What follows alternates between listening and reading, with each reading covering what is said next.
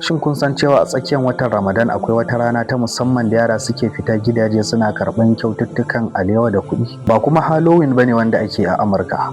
A'a, wannan al'ada ce ta musulmi wanda ake a ƙasashen Larabawa.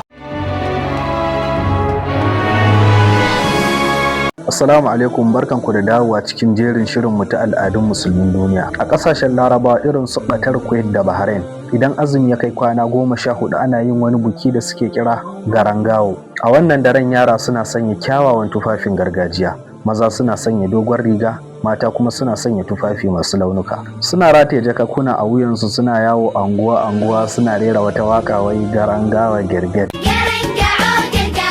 Mutane kuma suna fito musu da kyautukan goro, dabino da kuma alewa. Wannan biki ne da ake yin shi don karfafa wa yara gwiwa su so watan Ramadan da kuma ibada. Wannan al'adar ta yi kama da tashe ko kuma wasu bukukuwan da muke da su na yara a nan ƙasar Hausa. Shin a garinku akwai wani abu makamancin haka wanda yara suke a cikin watan Ramadana?